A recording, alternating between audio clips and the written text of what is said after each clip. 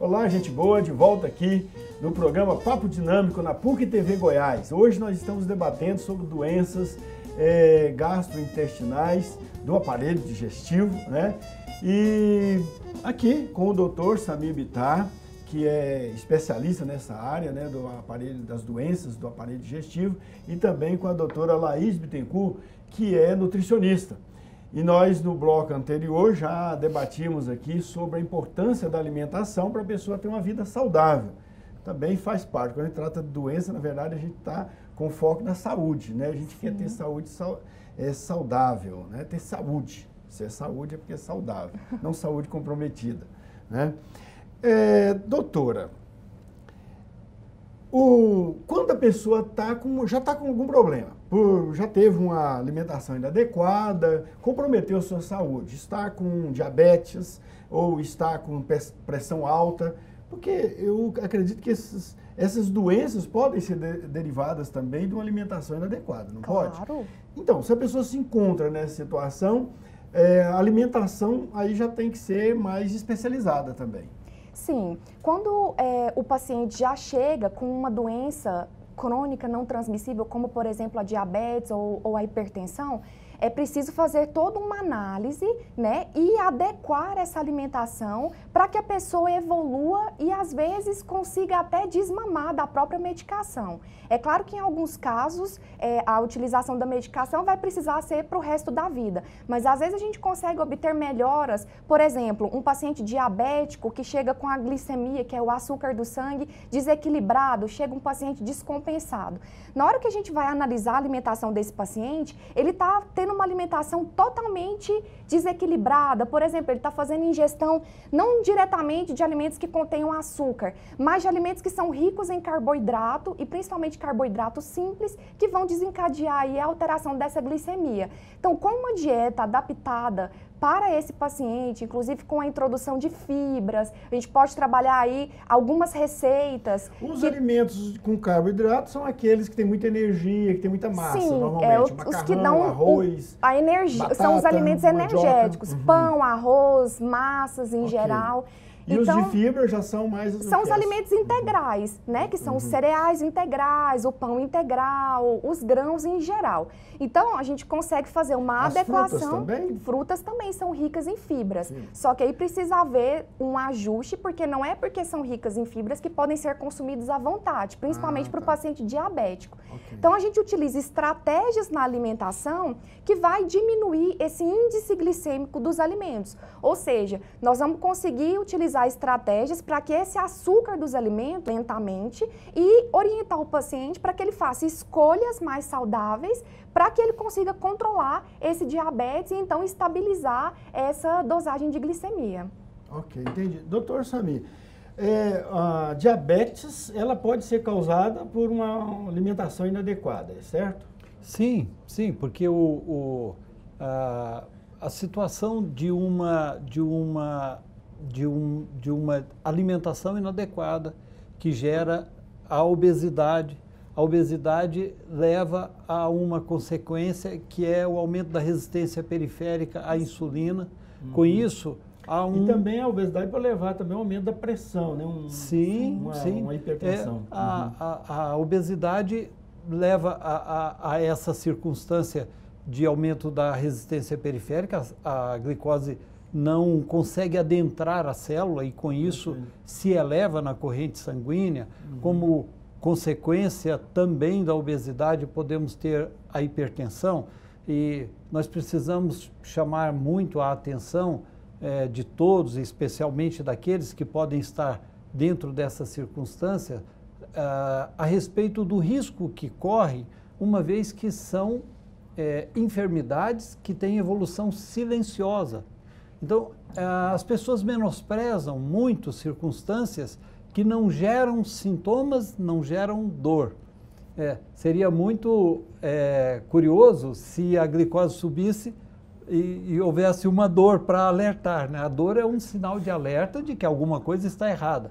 Entretanto, a glicose sobe, às vezes sobe lentamente, quando sobe excessivamente, claro que há sintomas evidentes. A hipertensão pode levar ao AVC também, né? O derrame cerebral. Perfeitamente. Os aumentos abruptos e a hipertensão prolongada, mesmo em níveis moderados, associado à obesidade, leva ao enrijecimento dos vasos sanguíneos e toda a gama de consequências circulatórias que podem vir.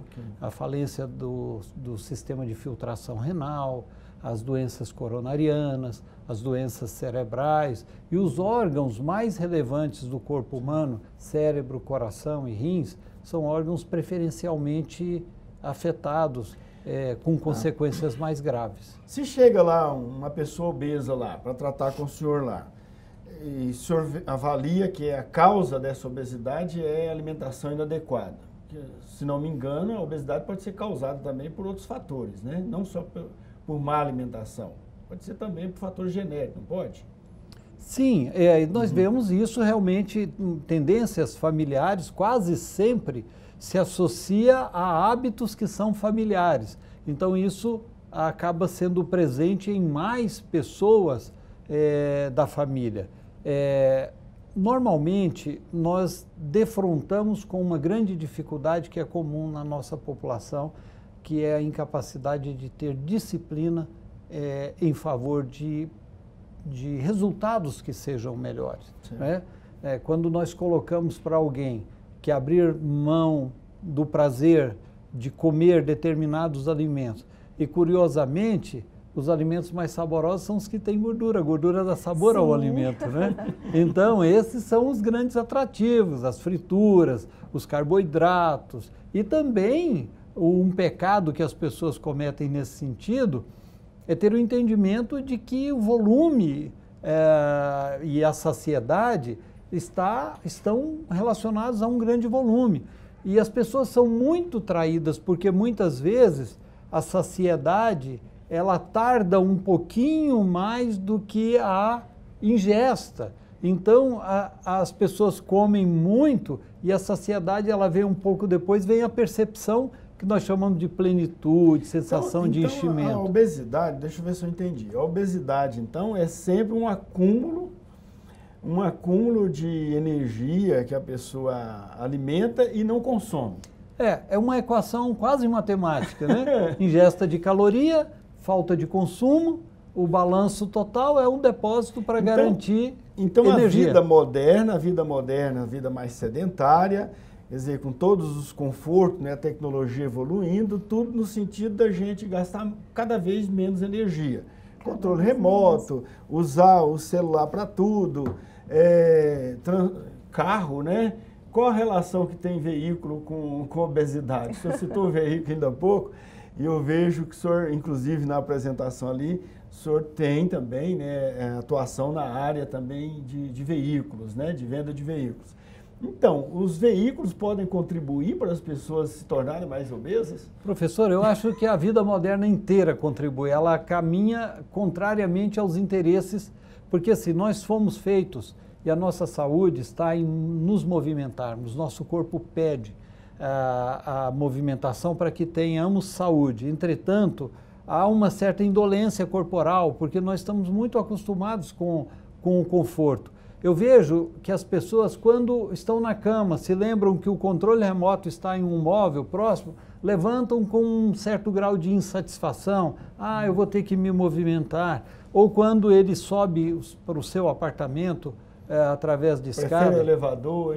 Eu moro no 10º andar e eu faço com muita frequência, ao final do dia, depois de um dia intenso, eu subo os 10 andares. E isso faz um bem imenso, porque do mesmo modo que nós poupamos energia que não deveria ser poupada em pequenos gestos, seja o controle remoto, o vidro elétrico, seja alguém nos servindo excessivamente, como se fazia nos tempos passados, e aquelas pessoas nobres tendo pessoas para servirem. Hoje nós temos profissionais especializados em todas as áreas e corremos o risco de sermos absolutamente sedentários. Perfeito. Então, nesse contexto, essa equação, ela não leva a um final feliz. Ela leva a um acúmulo de reservas que são, em última instância, as gorduras.